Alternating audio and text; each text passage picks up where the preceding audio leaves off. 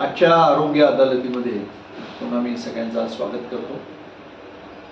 आजचा विषय जो अदालतीचा आपण घेतलाय तो नरेंद्र मोदी यांचा पराभव होईल का। मला स्वतःला अतिशय मनापासून खात्री आहे की जर काही लबाड्या झाल्या नाही, जर काही मॅनिप्युलेशन झाली नाही, तर भाजप आणि त्यांचे संपूर्ण घटक पक्ष मिळून यावेळेला 150 जागांच्या खाली येते।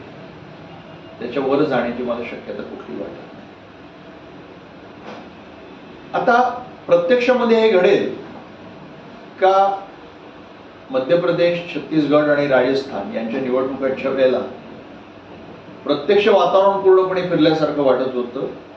भाजप प्रणित वाहिन्या देखील असं म्हणत होत्या की या तिन्ही राज्यांमधला पराभव अटळ आहे आणि प्रत्यक्षामध्ये जे घडलं ते पूर्णपणे उलट घडलेलं आपण पाहिलं। खरं तर 2019 निवडणूक देखील स्पष्टपणे बोलायचं तर अशी नक्कीच वाटत नव्हती की भाजपचा निर्विवाद विजय होईल। उलट अधिक जागा त्यांच्या हातामध्ये आल्या। सातत्याने हे कसं घडतंय, म्हणजे हे काहीतरी नरेंद्र मोदी या व्यक्तीच्या लोकप्रियतेचा करिश्मा सगळा आहे का हे घडवलं जाते।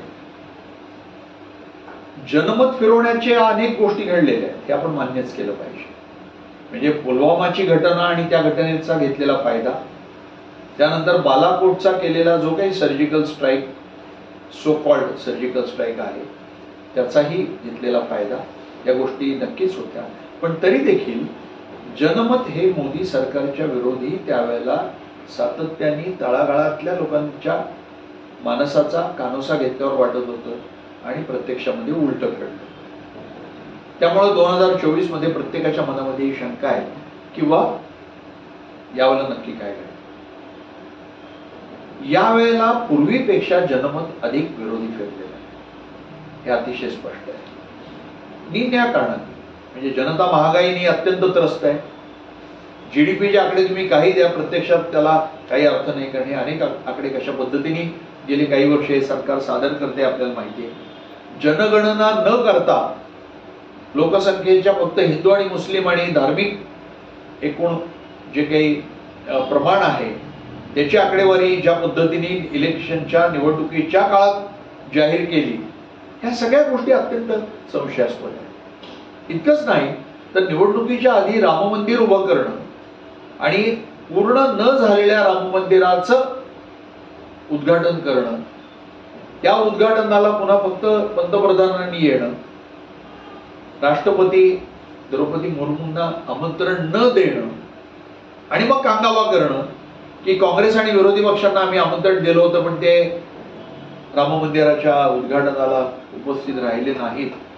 पहिलं प्रश्नाचं उत्तर तुम्ही दिलं पाहिजे की देशाच्या राष्ट्रपतींना तुम्ही राम मंदिराच्या उद्घाटनाचं आमंत्रण का दिलं नाही।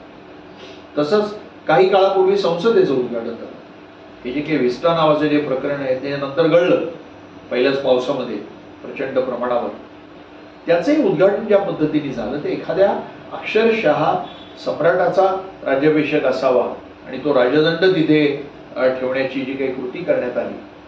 खरं तर संसदेच्या उद्घाटनाला तर राष्ट्रपतींनाच बोलवणं गरजेचं होतं, तिथेही राष्ट्रपतींना आमंत्रण देण्यात आलं नाही।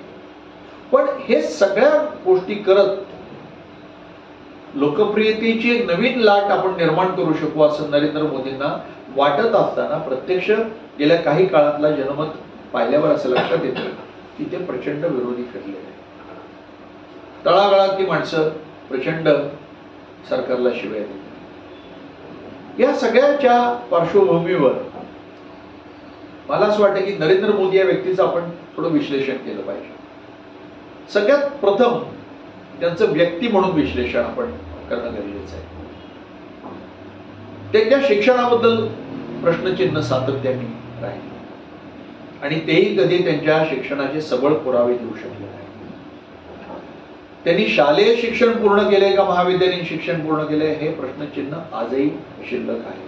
पण एकूण त्यांची भाषणाची धाटणी आणि त्यांची एकूणच आकलन शक्ती आणि त्यांच्या भाषणातली खोली की पाहता ही व्यक्ती फार शिकलेली असेल असं वाटणं शक्य नाही. दुसरी गोष्ट, अत्यंत ऐन उमेदीच्या काळामध्ये 40 वर्ष मी भीक मागून काढली. एका मुलाखतीमध्ये त्यांनी 40 म्हणले, एका मुलाखतीमध्ये त्यांनी 35 वर्ष म्हणलेले आहे. तुम्ही भीक मागून का जगत होता? त्या काळात तुम्ही ज्ञानोपासना का नाही केली? ज्ञानसाधना का नाही केली? या देशामध्ये गेले कित्येक दशकांपासून गोरगरिबांची मुलं मिळेल तिथं आज उद्यानात अभ्यास करतायत, महानगरपालिकेच्या रस्त्यावरच्या दिव्यांखाली अभ्यास करतायत, कोण कष्ट करून अभ्यास करताय, कोण दिवसभर कष्ट करून रात्रीच्या शाळांमध्ये जाऊन शिकताय, कोण शिक्षण घेत. पण तुम्ही तर काही दलित वर्गातून आलेले नाही आहात, तुम्ही तर अस्पृश्यातून आलेले नाही आहात, तुम्ही आदिवासींमधून आलेले नाही आहात. मग तुम्ही 40 वर्ष भीक का मागतो? आणि भीक मागणं हा ही कुठल्या अभिमानाची गोष्ट आहे? दुसरं त्यांचं वैवाहिक जीवनाचाही प्रश्न की त्यांनी आधी मुख्यमंत्री पदाच्या काळामध्ये लिहिलं ते वेगळं आणि पंतप्रधान पदाच्या काळामध्ये लिहिलं ते वेगळं, आणि तेव्हा कबूल केलं की बाबा मी विवाहित आहे. मग त्या पत्नीचं काय? तुम्ही जर कधी त्यांना घटस्फोट दिला नाही, पंतप्रधान झाल्यावर तुम्ही तिला सन्मानाने आणायला पाहिजे होतं. ती माऊली बिचारी प्राथमिक शाळेतली शिक्षिका म्हणून आयुष्य आपल्या स्वतःच्या भावांकडे जगत राहिली. आई, तुम्ही आईचा पुरेपूर वापर केला. विशेषतः नोटबंदीच्या काळामध्ये त्या वृद्धेला तुम्ही रांगेमध्ये उभं केलं. अरे पण साधी गोष्ट आहे की कुठलाही मुलगा हा जर खरंच मातृभक्त असेल आणि आईवर प्रेम करणारा असेल तर तो जेव्हा उच्च पदावर जातो तेव्हा त्या आपल्या निवासस्थानी सन्मानाने आपल्या आईला घेऊन येतो आणि तिची सेवा करतो. तुम्ही तुमच्या आईची पण सेवा कधी केली नाही. आणि तुम्ही भीक मागत होता त्या काळातले तुमचे आयफेल टॉवरचे इथले फोटो आहेत आणि अमेरिकेतले फोटो आहेत. म्हणजे असं कुठल्याच ठिकाणी नरेंद्र मोदी ही व्यक्ती भीक मागत होती. मला वाटतं की त्या भिकेच्या जागेचा लिलाव जर केला तर कदाचित तो लाखो रुपयाला लिलाव करतो. म्हणजे हे त्यांना कसं परवडत होतं? असे अनेक प्रश्न व्यक्ती म्हणून त्यांच्याबद्दल सातत्याने माझ्या मनात येते. त्यांच्या बाकीच्या अनेक ज्या गोष्टी आहेत, गोधरा त्या काळामध्ये मुख्यमंत्री झाल्यावर त्यांनी दंगल थांबवण्याचे फारसे प्रयत्न न करणं, की ज्याच्याबद्दल त्यांच्याच पंतप्रधानांनी त्यांच्याच नेत्यानं अटल बिहारींना त्यांना सांगितलं की तुम्ही राजधर्माचं पालन काही करू शकलेलं नाही. मग अटल बिहारी बरोबर होते का नरेंद्र मोदी बरोबर होते? हे भाजपच्या आज त्यांच्या भक्तगणांनी आम्हाला उत्तर द्यावं आणि त्यांनी असं सांगावं की नाही, अटल बिहारी हे चुकले आणि त्यांनी चुकीचं हे वक्तव्य त्यावेळेला केलं होतं, की तुम्ही आम्हाला सांगितलं पाहिजे. अशा तऱ्हेने अत्यंत संशयास्पद, अनेक शंका निर्माण करणारी, अनेक प्रश्न उपस्थित करणारं असं संपूर्ण हे व्यक्तिमत्व आहे. ते संघाच्या मुशीतनं घडले, त्याच्याबद्दल कुठलीच शंका नाही. आणि संघाची मूस म्हणजे काय? संघाची मूस म्हणजे हिंदुत्वाची मूस. हिंदुत्वाची मूस म्हणजे खऱ्या अर्थानं मनुवादाची मूस, की ज्या मुशीमध्ये वर्णव्यवस्था मान्य करणारी माणसं घडवली जातात, ज्या मुशीमध्ये ब्राह्मण्याचं श्रेष्ठत्व पुढे घेऊन जाणारी माणसं निर्माण केली जातात, आणि ज्या मुशीमध्ये इतर धर्मियांचा राग करणारी, विशेषतः मुस्लिम धर्मियांचा द्वेष आणि राग करणारी माणसं घडवली जातात. आणि त्याचबरोबर कम्युनिस्टांचा, कम्युनिस्ट विचाराचा, डाव्या विचाराचा राग करणारी माणसं घडवली जातात. ह्या गोष्टी लक्षात घेतल्या तर नरेंद्र मोदी हे त्या मुशीमध्ये अगदी छान घडलेले, याच्याबद्दल कुठली शंका नाही. आणि विशेषतः आत्ताच्या निवडणुकीच्या काळातली त्यांची वक्तव्य जर पाहिली तर आपल्याला स्पष्टपणे दिसायला लागतं की त्या मुशीमध्ये घडलेली ही व्यक्ती. म्हणजे ज्या व्यक्तीने पंतप्रधान पद धारण केल्यावर संसदेच्या पायावर डोकं, माथा टेकला, त्या संसदेला त्यांनी जवळजवळ अर्थहीन बनवून टाकलं. विरोधी पक्ष पूर्णपणे मोडीत काढण्याचे सर्व काही तऱ्हेचे मार्ग त्यांनी सातत्यानं वापरले. ज्या डॉक्टर बाबासाहेब आंबेडकरांच्या संविधानाबद्दल ते सातत्यानं बोलले, त्या संविधानाचा त्यांनी कधीही आदर केला असं मला प्रामाणिकपणे वाटत नाही. ते संविधान देखील त्यांनी मोडीत काढण्याचे सर्व तऱ्हेचे प्रयत्न केले. आणि आज ते किती जरी सांगत असले की या संविधानाला आम्ही धक्का लावणार नाही, त्यांची सर्व पिलावळ जी आहे ती गल्लीबोळामध्ये हिंडून सांगते की 400 पार झालं की आम्ही सगळ्यात पहिलं काम करणार आहोत ते भारताचं संविधान बदलणार आहोत. मग तुमची ही पिलावळ जर हे चुकीचं बोलत असेल तर मग तुम्ही त्यांना थांबवत का नाही? त्यांची तोंड पद्धत तुम्ही का करत नाही? तर ही पुन्हा खास संघीय पद्धत आहे की संघाच्या सर्वोच्च पदावरच्या व्यक्तींनी सातत्यानं वेगळी भाषा वापरायची आणि त्यांच्या तळागाळातल्या स्वयंसेवकांना अत्यंत वेगळी भाषा वापरायची. पण प्रत्यक्षात तळागाळातला जो माणूस त्यांचा बोलतो तेच सत्य असतं. आणि हाच डबल स्पीक जो आहे तो मोदी आता पुरेपूर या निवडणुकीमध्ये वापरत आहेत. अनेकांचं असं म्हणणं आहे की मोदींना आपला पराभव दिसायला लागला. त्यांना अत्यंत स्पष्टपणे दिसायला लागलं की आपण काय आता पुन्हा सत्तेवर येण्याची शक्यता नाही आणि त्यामुळं त्यांचा तोल ढासायला सुरुवात झाली. आणि त्यामुळं पंतप्रधान पदाला न शोभणारी वक्तव्य, खरं तर पंतप्रधान पदाची मान शर्मेनं खाली घालायला लावणारी वक्तव्य ते सातत्याने करतात. भारताच्या इतिहासात कुठल्याही पंतप्रधानांनी इतक्या खालच्या दर्जाची भाषणं निवडणुकीमध्ये काही कुठंच केलेली नाही. त्यामुळे काहींना असं वाटतं की त्यांचा तोल ढासळतोय, त्यांचा मानसिक तोल ढासळतोय. ते आज काय बोलले हे त्यांना कळत नाही, ते उद्या काहीतरी वेगळंच बोलत आहेत. तसं घडतंय का? नरेंद्र मोदी या व्यक्तीचा जर एक हुकुमशाही संपूर्ण ढाचा बघितला प्रवृत्तीचा आणि ज्या पद्धतीने ते संपूर्ण आपला पक्ष चालवला एकाधिकारशाहीच्या पद्धतीनं, की ज्या पक्षामध्ये तसा कोणीच नेता नाही, जे आहे ते नरेंद्र मोदी आहेत. इतकंच नाही तर त्यांनी राष्ट्रीय स्वयंसेवक संघाला देखील दुय्यम स्थानावर नेऊन फेकलेलं आहे. आणि आता तर आज नड्डांनी जे केलेलं वक्तव्य आहे ते फार गंभीर आहे. एका मुलाखतीमध्ये ते आजच असं म्हणाले की भाजप आता स्वतःच्या पायावर चालू शकतो. एक काळ असा होता की भाजप हा एक अशक्त पक्ष होता, कमकुवत पक्ष होता. पण आज आम्हाला त्या अर्थानं चालण्यासाठी राष्ट्रीय स्वयंसेवक संघाची गरज नाही. फार मोठं वक्तव्य. आणि हे नड्डांनी वक्तव्य करणं याचा अर्थच असा की त्यांना मोदींकडनं आदेश आहे. म्हणजे पुढे काय घडणार आहे त्याचं एक सुतवाच एका वेगळ्या पद्धतीनं नड्डांच्या मुखातून त्यांनी करून ठेवलेलं आहे. त्यामुळे मला सगळ्यात पहिल्यांदा एक गोष्ट महत्वाची अशी वाटते की नरेंद्र मोदी हे तोल गेल्यामुळे गेले काही दिवस मुस्लिम द्वेषाची सातत्यानं धार्मिक भावना भडकवणारी वक्तव्य करतायत असं मला वाटत नाही. मला भीती वाटते की याच्या पाठीमागं काहीतरी नियोजन आहे. म्हणजे बघा, काँग्रेसचा जाहीरनामा हा मुस्लिम लीगचा जाहीरनामा. काँग्रेसच्या जाहीरनाम्यामध्ये 15% देशाचा जीडीपी हा मुसलमानांना देण्याचं नियोजन करण्यात आलेलं आहे.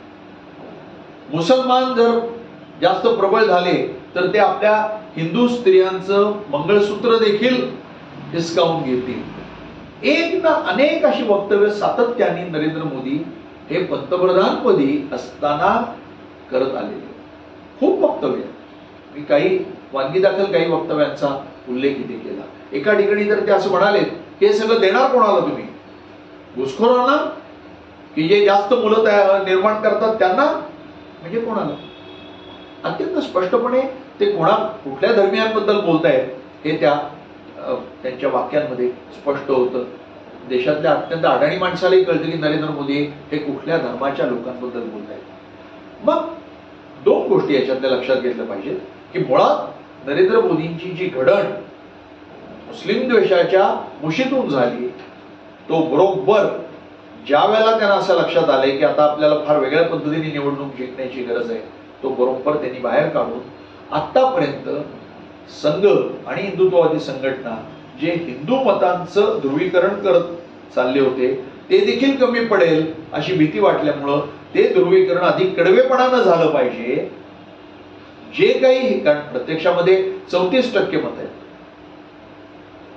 म्हणजे म्हणजे याचा अर्थ फार मोठ्या प्रमाणावर हिंदूंची मतं ही त्यांच्या विरोधी पक्षांकडे गेली, पण ती विभागली गेली, त्यामुळं त्यांचा पराभव झालाय. मग त्या मतांमधली काही टक्के मतं ही आपल्याला या तऱ्हेच्या वक्तव्यातनं मिळवता येत आहेत का हे त्यांनी पाहायचं ठरवलेलं आहे. आणि असं करत असताना दुसऱ्या बाजूला पुन्हा ते सांगतायत की मी मुस्लिम द्वेषी नाही. आणि हा जो एक खास म्हणजे ज्याला डबल स्पीक असं म्हटलं जातं, दुतोंडीपणा हा संघाचा एक अत्यंत मूलभूत स्वभाव धर्म आहे. दोन्ही गोष्टी बोलायच्या, समोरच्याच्या मनामध्ये संभ्रम निर्माण करायचा. खाली कोणी बोलायचं की आम्हाला संविधान रद्द करायचंय, वरती नेत्यांनी बोलायचं की संविधानाला मी हात लावणार. खाली कोणीतरी म्हणायचं की आपल्याला मुस्लिम हटवले पाहिजे, त्यांना दुय्यम नागरिकत्व दिले पाहिजे, अगदी कापून काढले पाहिजे, यापर्यंत देखील भाषा खाली वापरली जाणार. आणि मग नेत्यांनी म्हणायचं की नाही, मुस्लिम हे या देशाचा भाग आहे. याच्यातनं सर्वसामान्य माणसाच्या मनामध्ये एक संभ्रम निर्माण केला जातो. आणि माझं म्हणणं हे तंत्र आहे. दुसरा अजून एक महत्वाचा मुद्दा लक्षात घेतला पाहिजे की हे जे काही निवडणूक आयोगानं जे 6% जो काही प्रकार सगळा केलाय तो फार गंभीर आहे.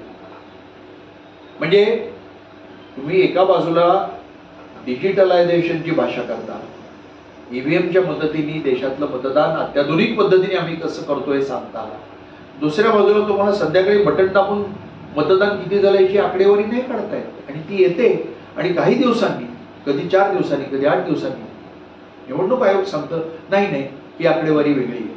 आणि प्रत्येक वेळेला ही वाढलेलीच आकडेवारी कशी आहे. जर ईव्हीएमच्या मशीनची आकडेवारी चुकत असेल तर असं व्हायला पाहिजे की कधी ईव्हीएमनी दिलेली आकडेवारी 45%ची आहे आणि प्रत्यक्षातली आकडेवारी 42%ची. पण ईव्हीएमनी दिलेली आकडेवारी 59%ची आहे आणि प्रत्येक वेळेला काही दिवसांनी निवडणूक आयोग सांगताय की नाही, प्रत्यक्ष आकडेवारी 66% आहे. दरवेळेला ही वाढीव आकडेवारी कुठून आली? हे अत्यंत संशयास्पद आहे, हे अत्यंत गंभीर आहे. आणि एका प्रकारे पूर्वीच्या काळी गुंड जे मतपेट्या पळून न्यायचे, ज्याला इलेक्शन रिगिंग असं म्हटलं जायचं, बंदुका घेऊन गुंड शिरायचे देशातल्या काही राज्यांमध्ये आणि बूथच्या बूथ ताब्यात घ्यायचे आणि शिक्के मारले जायचे, त्याचंच हे आधुनिक डिजिटल स्वरूप आहे. हे गंभीर आहे. निवडणूक आयोगाचं सगळंच वर्तन इतकं गंभीर आहे. खरं तर नरेंद्र मोदींच्या कमीत कमी 10 वक्तव्यांवर निवडणूक आयोगाने कारवाई करायला हवी होती. पण निवडणूक आयोग त्यांच्या कुठल्याही वक्तव्यावर कारवाई करण्याची हिंमत ठेवू शकत नाही. कारण निवडणूक आयुक्त जे काही आता आहेत हे पूर्णपणे सरकारच्या टाचेखाली आहे. म्हणजे निवडणुका जवळ आल्यावर त्यातल्या एका निवडणूक आयुक्त अचानक राजीनामा देतात, तिथे पुन्हा एका दुसऱ्या निवडणूक आयुक्ताची नेमणूक केली जाते. आणि या नेमणुकीची समिती काय, याच्यातनं सर्वोच्च न्यायालयाच्या न्यायाधीशांना वगळून टाकण्यात आलं. पंतप्रधान, त्यांच्या मंत्रिमंडळातला एक मंत्री आणि विरोधी पक्षनेता ही 3 मतं. आता पंतप्रधानांनी एक मत दिल्यावर त्यांच्या मंत्रिमंडळातल्या कुठल्या सदस्याची ही हिंमत होणार आहे की त्याला विरोध करण्याची? म्हणजे 2 मतही सतत राहणारच आहे. म्हणजे थोडक्यात निवडणूक आयुक्त हा नरेंद्र मोदी ठरवणार अशी व्यवस्था त्यांनी आधीच करून ठेवली. त्यामुळे निवडणूक आयुक्तांचं जे काही सगळं वर्तन आहे हे अत्यंत आक्षेपार्ह आहे. खरोखरच सत्ता पालट झाला तर मी म्हणेन सर्वप्रथम येणाऱ्या नवा सत्ताधीशांनी पहिली कारवाई केली पाहिजे ती निवडणूक आयुक्तांवर, आणि ती देशद्रोहाची कारवाई केली पाहिजे. कारण हा 141 कोटी लोकांचा विश्वासघात आहे. हा जनतेचा विश्वासघात आहे, या लोकशाहीचा विश्वासघात आहे, या देशाच्या संविधानाचा हा घात आहे. आणि हा घात करण्यामध्ये आता निवडणुकीच्या तोंडावर सगळ्यात अहम भूमिका बजावते ते निवडणूक आयोग. त्यामुळे ती गोष्ट तेवढीच गंभीर आहे. आता प्रश्न असा आहे की सहज आकडेवारीचा हिशोब केल्यावर मला अनेक वेळा असं दिसत आलं की ज्यावेळेला 19% मतं भाजपला मिळत होती तेव्हा 2 जागा मिळायची मारामारी. हा आकडा 24-28 असा झाला, 100 जागा, 150 जागा. आणि मग हे आकडे जेव्हा 30% पुढे गेले तेव्हा खऱ्या अर्थानं सत्तेकडे त्यांची वाटचाल झाली. आता कदाचित भीती वाटली असावी की 34% आपण 5-6 टक्क्यांनी खाली जाऊ की काय, म्हणजे 34% आपण 28% जाऊ की काय. 28% जर गेलो तर सत्ता मिळण्याची शक्यता नाही आणि मग हे मधले 6% वापरून सत्ता मिळवायची असं नियोजन आहे की काय, हा एक अत्यंत महत्वाचा प्रश्न आहे. दुसऱ्या बाजूला जनतेने जर त्यांच्या विरोधी प्रचंड मतदान केलं आणि थेट त्यांच्या मतदानाची टक्केवारी जर 25%च्या खाली आणून ठेवली तर हे 6% त्यांना वाचवू शकणार नाही. आता पुढचा खरा प्रश्न आहे, सगळं असं काही करूनही जर शेवटी नरेंद्र मोदी आणि त्यांचा भाजप हे विजयी झाले आणि सत्ता त्यांच्या हातात जर आली तर पुढे जे घडेल ते अटळ असणार आहे. काय काय घडेल हे खरं तर सांगायची गरज नाही. ही शेवटची निवडणूक असेल, संविधान बदललं जाईल, कदाचित आता जे हिंदू आणि मुसलमानांच्या द्वेषाचा प्रचंड माहोल जो तयार करून ठेवलेला आहे त्याच्या आधारे असं सांगितलं जाईल की या भारतीय हिंदू समाजाला मुसलमानांपासून धोका आहे, देशातल्या मुसलमानांपासून धोका आहे आणि हिंदू राष्ट्र आपल्याला जाहीर केलं पाहिजे. म्हणजे हिंदू राष्ट्र जाहीर करण्याचा पाया नरेंद्र मोदींनी हिंदू मुस्लिम द्वेषाचा पुन्हा एक वणवा पेटवून घालून ठेवलेला आहे, ती एक तयारी करून ठेवलेली आहे. पण दुसरा प्रश्न आहे की खरोखरच काही अनपेक्षित सुखद धक्का जनतेने जर दिला जसा आणीबाणीच्या वेळेला तो दिला आणि नरेंद्र मोदींचा आणि त्यांच्या पक्षाचा जर पराभव झाला आणि सत्ता संपादन करता येणार नाही अशी परिस्थिती निर्माण झाली तर काय घडेल याचा विचार केला पाहिजे. जर 250 जागा वगैरे अशा काही पद्धतीने राहिलं तर नरेंद्र मोदी अजिबात सत्ता सोडणार नाही.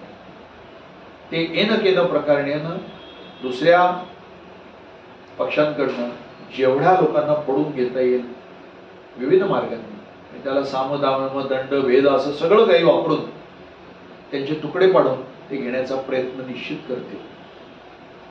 पण जर कदाचित असं झालं की तो आकडा खूपच खाली आला की आता 100-125 लोकांची गरज आहे आपल्याला खासदारांची सत्ता स्थापन करण्यासाठी आणि एवढी फोडाफोड करणं शक्य नाही, तर मग पुढचा प्रश्न आहे की नरेंद्र मोदी आणि अमित शहा हे सत्ता सोडतील का. लक्षात घ्या, जर सत्ता पालट झाला विरोधी पक्ष मग कोण येईल त्याच्यातला काँग्रेस हा सगळ्यात महत्वाचा घटक आहे, उघडच आहे. पंतप्रधान कोण येईल त्यानंतर बघू. संसदीय लोकशाहीमध्ये निवडून आलेल्या पक्ष, बहुमताने निवडून आलेला पक्ष किंवा त्यांची आघाडी ही बैठक घेऊन एकमतानं पंतप्रधान पदाचा उमेदवार निवडत असते. त्यामुळे त्याबद्दल आता आपण बोलणं हे अर्थहीन आहे. पण काँग्रेस हा त्यातला महत्वाचा घटक असेलच. जर या नव्या सत्ताधीशांनी जर ठरवलं की नरेंद्र मोदी यांच्या काळात झालेल्या काही गोष्टींची पुन्हा चौकशी आपल्याला केली पाहिजे तर कुठल्या कुठल्या गोष्टींची चौकशी होईल हे समोर आपल्या स्पष्ट आहे. कदाचित गोधरा हत्याकांडाची पुन्हा नव्याने चौकशी केली जाईल. कदाचित रेल्वे मंत्री म्हणून नितीश कुमारांनी जो अहवाल दाबून ठेवला तो पुन्हा बाहेर काढण्याचा प्रयत्न केला जाईल. राफेलची चौकशी पुन्हा होऊ शकेल. पीएम केअर फंड जो आहे त्याची चौकशी होऊ शकेल आणि इलेक्ट्रोल बॉन्ड जे आहे त्याची देखील पुन्हा चौकशी होईल. त्याचबरोबर अदानी आणि अंबानी या लोकांना ज्या सार्वजनिक मालमत्ता ज्या प्रचंड प्रमाणावर विकून टाकण्यात आलेल्या आहेत त्या देखील कदाचित चौकशी होईल किंवा त्या परत घेण्याचे काही पावलं उचलली जाऊ शकतील.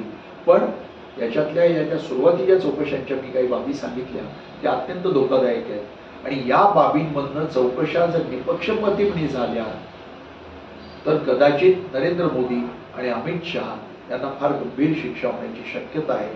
आणि जर हे आपल्याला कळत असेल तर आपल्यापेक्षा त्यांनाही अधिक कळेल. त्यामुळे सत्ता बदल झाला तर कदाचित आपल्या समोर तुरुंगवास असेल हे त्यांना कळतंय आणि त्यामुळं ही जोडी कुठल्याही परिस्थितीमध्ये काहीही घडलं जरी अगदी दारुण पराभव झाला तरी सत्ता सोडेल असं मला वाटत नाही. आणि मग पुढचा प्रश्न शिल्लक राहतो, दारुण पराभव झाल्यावर जर एखाद्याने सत्ता सोडायची नाही म्हणलं तर कसं. कारण तो पराभव झाला तर निवडणूक आयोगाला बहुमत मिळालेल्या पक्षाला आणि आघाडीला सरकार स्थापनेसाठी कळवावं लागतं आणि मग ते सरकार स्थापनेची संपूर्ण हालचाल त्या निमित्ताने केली जाते. मग काय केलं जाईल? माझ्या मनामध्ये जी भीती आहे ती फार गंभीर आहे आणि मला असं वाटतं की संपूर्ण RSSनी गेल्या काही दशकांमध्ये आपल्या देशातल्या सर्व यंत्रणा म्हणजे प्रशासन, गुप्तहेर यंत्रणा, लष्कर, न्यायव्यवस्था, मीडिया तर आहेच, पण त्याच्यात सगळं आलं. IB आली, LIB आली, रॉ आलं, लष्करांची गुप्तहेर यंत्रणा आल्या, सगळं आलं. हे इतकं पोखरून टाकलंय आणि या प्रत्येक ठिकाणी महत्वाच्या जागांवर संघप्रणित माणसं बसवलेली आहेत. हे सर्वजण एकत्र येऊन कदाचित अत्यंत वेगळ्या पद्धतीनं सत्ता ताब्यात घेण्याचा प्रयत्न करतील आणि ती गोष्ट मात्र भारतीय लोकशाहीच्या दृष्टीनं अंताकडची वाटचाल असेल. म्हणजे ट्रम्प यांचा पराभव झाला, अत्यंत स्पष्ट पराभव झाला आणि तरी देखील ट्रम्प यांनी सत्ता सोडायला नकार दिला आणि त्यावेळेला कॅपिटल हिल म्हणजे वॉशिंग्टन मध्ये जे मुख्य संसदेचा जो सगळा जो काही भाग आहे ज्याला कॅपिटल हिल म्हटलं जातं त्या भागावर ट्रम्प समर्थकांनी अक्षरशः हल्ला केला आणि हल्ला केला म्हणजे ज्या सभापती होत्या त्यांना मारण्यासाठी माणसं हत्यार घेऊन माणसं शिरली असतात. पण ती अमेरिकेमध्ये अशा तऱ्हेची काही सशस्त्र क्रांती होऊन कोणी सत्ता ताब्यात घेणं ही गोष्ट तशी होणं इतकी सोपी गोष्ट नसते आणि त्यामुळे ते ताबडतोब मोडून काढण्यात आलं. त्याच्यावर खटलाही आता चालू आहेच आहे आजही त्याचा काय नक्की बाहेर पडेल ते पाहूया. पण भारतामध्ये मात्र कदाचित ही गोष्ट फार वेगळ्या पद्धतीने घडेल आणि याच्याबद्दल शंका ही फक्त माझ्यासारख्यांच्या मनात नाही तर अनेकांच्या मनात आलेली आहे. विशेषतः डॉक्टर परकला प्रभाकरन जे आहेत जे निर्मला सीतारामन ज्या मोदींच्या अर्थमंत्री आहेत त्यांचे पती जे गेले काही काळ अत्यंत सातत्यानं नरेंद्र मोदींच्या विरोधी, भाजपच्या विरोधी, संघाच्या विरोधी बोलतायत आणि अत्यंत प्रखरपणे बोलतायत आणि सातत्याने अनेक इशारे देत आहेत.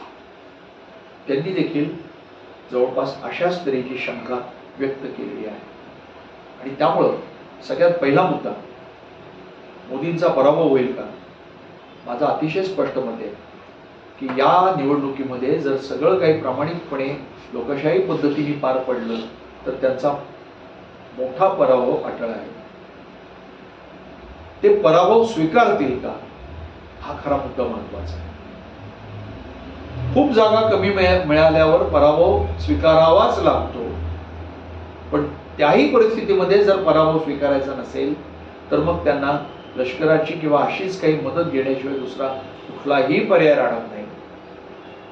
आणि जर सत्ता स्थापनेसाठी थोड्या कमी जागा पडल्या तर ते वाटेल त्या परिस्थितीमध्ये आघाडीच्या जागा फोडायचा प्रयत्न करतील, त्यातल्या घटक पक्षांना फोडायचा प्रयत्न करतील. कदाचित त्यांनी त्यातल्या अनेक नेत्यांच्या काही काळ्या फाईल्स तयारी ठेवलेल्या असतील, त्यांना धमक्या दिल्या जातील, पैशाचा प्रचंड वापर केला जाईल. आता पैशाचा वापर म्हणल्यावर शेवटी मला या परवाच्या त्यांच्या एका वक्तव्याचा उल्लेख करणं गरजेचं आहे की अदानींकडून राहुल गांधींकडे टेम्पो भरून काळा पैसा जातो असं देशाचा पंतप्रधान जाहीरपणे भाषणात बोलतो. नोटबंदी झाली तेव्हा तुमचे सगळे बगलबच्चे देशभर बोंबलून आम्हाला सांगत होते की मोदींनी काळ्या पैशावर सर्जिकल स्ट्राईक केला, देशातला काळा पैसा आता संपला, सगळा बाहेर निघणार आणि काळा पैसा संपला म्हणजे काँग्रेस संपली, दहशतवाद संपला. देशातलं काहीच घडलं नाही, सर्व नोटा परत आल्या, हे रिझर्व्ह बँकेनेच कबूल केलं. त्याच्याही पुढे जाऊन काही लोकांनी सांगितलं की नोटेमध्ये चिप बसवली आणि नरेंद्र मोदी प्रत्येक नोट ट्रेस करणार आहेत. इतका हास्यास्पद वक्तव्य आणि दावे फक्त हेच लोक करू शकतात. वर्तमानपत्रात लेख लिहिले लोकांनी की प्रत्येक 2000च्या नवीन नोटेमध्ये चिप बसवलेली आहे. आता ही चिप कुठल्या बॅटरीवर चालणार आहे? सोलर बॅटरी बसवली की काय? आता नोट जर एखाद्याने लपवून ठेवली पाकिटामध्ये तर सोलर एनर्जी काही तिथं पोहोचणार नाही. मग अशी कुठली बॅटरी त्या नोटेमध्ये की ती बदलायला लागत नाही? इतका हास्यास्पद आणि तरी देखील ते अनेकांना पटत होतं. खरा मुद्दा वेगळा आहे. तुम्ही जर सांगत होता की नोटबंदी ही काळा पैसा देशातला घालवण्यासाठी आम्ही केली, मग आता अदानींकडे टेम्पोच्या टेम्पो भरून काळा पैसा आला, तो कुठून आला? तो कसा आला? तुम्ही जर उठल्या सुटल्या प्रत्येकाला जर आज ईडी लावताय, मग तुम्ही त्याला थांबू कसे शकत नाही? का तुम्ही अदानीला घाबरता? या प्रश्नांची उत्तरं पंतप्रधानांनी आपल्याला दिली पाहिजे. या सगळ्या प्रश्नांची उत्तरं त्यांनी दिली पाहिजे. तुमची गुप्तहेर यंत्रणा काय करते? मग हे वक्तव्य नक्की कशासाठी केलेलं?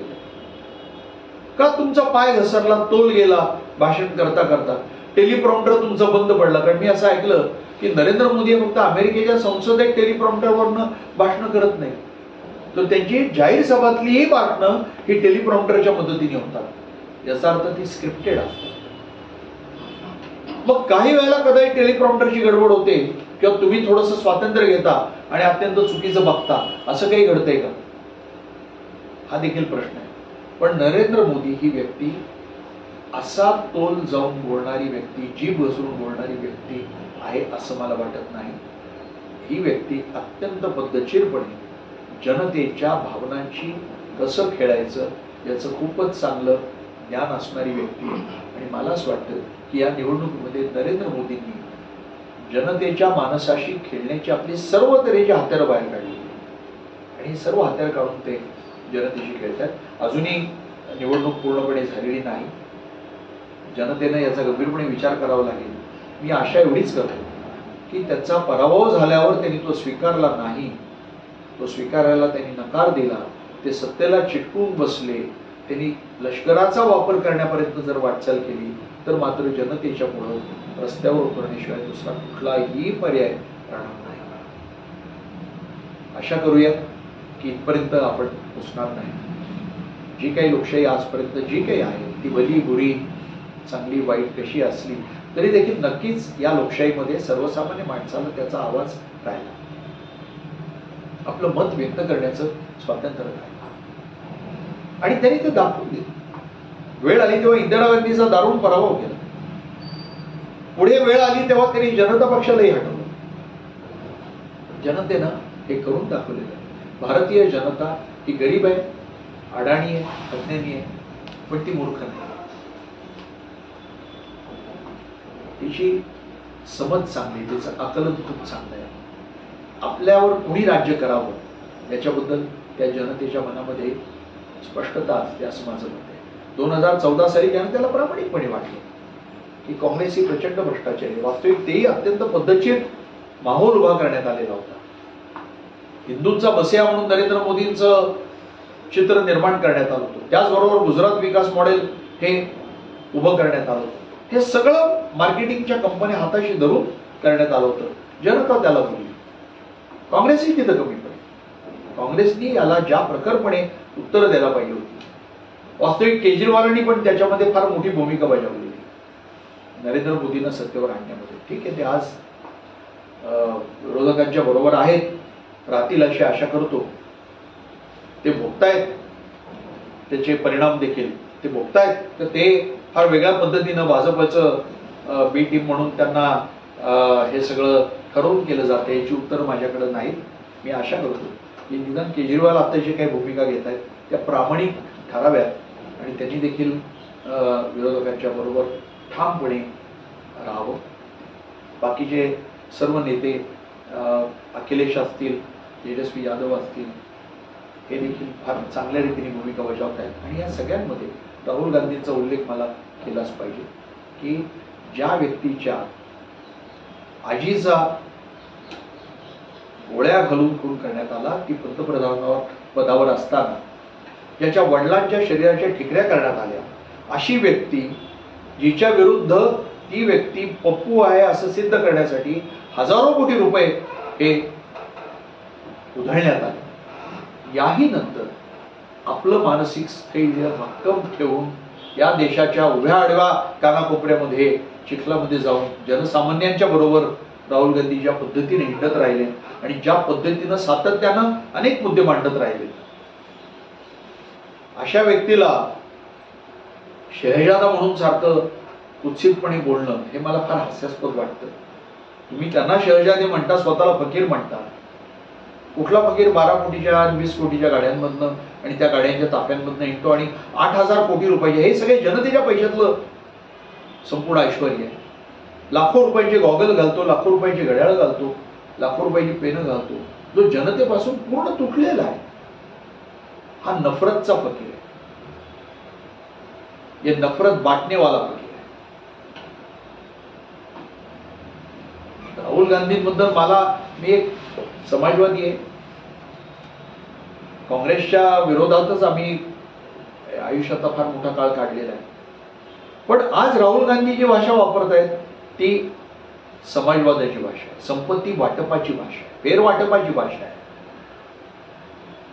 जातीच्या आधारावर जनगणना करून आरक्षण देण्याची भाषा आहे, जनतेला तिचा हक्क देण्याची भाषा आहे. हे संपत्तीचं फेरवाटप मुस्लिमांना संपत्ती देण्यासाठीचं नाही आहे, तर अदानी आणि अंबानींनी जी देशाच्या प्रचंड संपत्तीवर कब्जा मिळवलाय ती संपत्ती गरिबांपर्यंत पोहोचून देण्याची त्यांची भाषा आहे.